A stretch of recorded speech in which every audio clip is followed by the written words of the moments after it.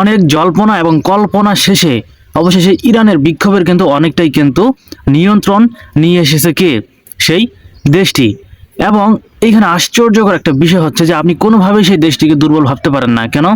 আপনি একটা বিষয় শুনলে অবাক হয়ে যাবেন যে ইরানের সরকারিভাবে ইন্টারনেট বন্ধ করে দেওয়ার পর সেখানে নিজের স্টারলিংক ইন্টারনেট পাঠিয়েছিলেন মার্কিন ধনকুবের ইলন মাস্ক। তবে সামরিক জ্যামার ব্যবহার করে সেই স্টারলিংক ইন্টারনেট এক প্রকার অচল করে দিয়েছিল ইরান। আপনি চিন্তা করতে পারেন, যেখানে সেই দেশটি তাদের বিক্ষোভ নিয়ন্ত্রণ করার জন্য যখন ইন্টারনেট সেবা ব্ল্যাকডাউন করে দিয়েছিল, বন্ধ করে দিয়েছিল, আর সেই সময় এই বিক্ষোভটাকে পুনরুদ্ধার করতে সম্পূর্ণরূপে চেষ্টা চালিয়েছিল কারা?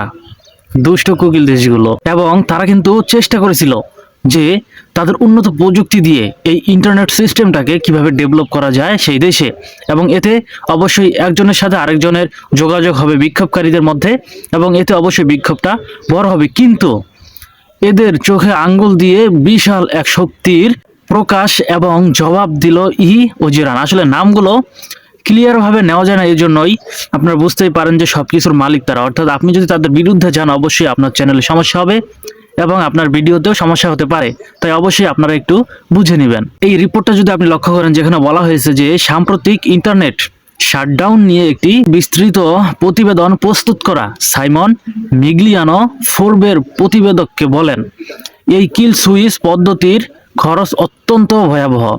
ইন্টারনেট বন্ধ থাকলে প্রতি ঘন্টায় ইরান অর্থনীতি থেকে প্রায় 15,60,000 ডলার খসে যাচ্ছে।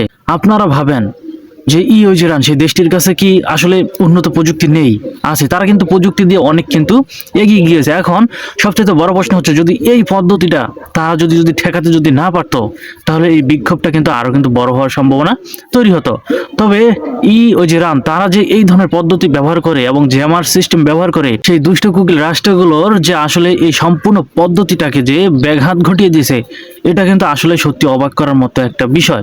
এবং এতেই কিন্তু প্রমাণ করে যে আসলে তাদের কাছে অনেক উন্নত প্রযুক্তি রয়েছে। যেটাই হোক, তারা কিন্তু সবসময়ই চায় যে ইরান সেই দেশের সরকারের পতন ঘটুক। কেননা সেই দেশের বর্তমানে যে সরকার রয়েছে প্রায় 45-50 বছর থেকে, সেই সরকারের যদি পতন যদি না ঘটে, তাহলে সেই দেশে কোনোভাবেই সেই দুষ্ট কুকিল রাষ্ট্রগুলো কখনোই তাদের দেশে বিস্তার করতে পারবে না। আর এরই জের ধরে কিন্তু বর্তমানে কিন্তু সেই দেশের সাথে কিন্তু নানা ধরনের উত্তেজনা।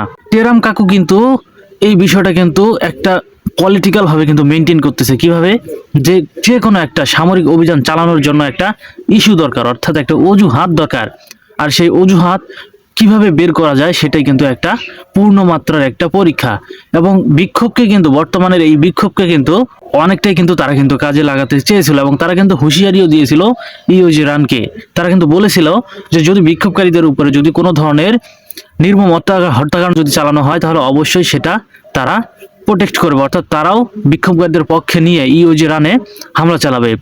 এবং এই একটা কথাতে আপনি বুঝতে পারেন যে আসলে তারা যে সামরিক অভিযান চালানোর জন্য যে একটা যে অজুহাত খুঁজতেছে, এটাই কিন্তু তার প্রমাণ।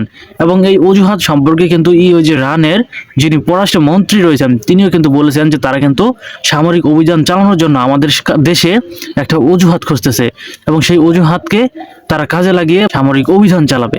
তবে যাই হোক, বর্তমানে সেই দেশের পরিস্থিতি অনেকটা নিয়ন্ত্রণে, এবং বিক্ষোভকারীরা আসলে অনেকটাই বর্তমানে নিয়ন্ত্রণে এসেছে। তবে যদি এই বিষয়বস্তুকে যদি সেই দেশের সরকার যদি প্রোটেক্ট করতে পারে, তাহলে অবশ্যই আমরা এতটুকু নিশ্চিত থাকতে পারি যে এবার আর ইরান সেই দেশের সরকারের পতন ঘটবে না।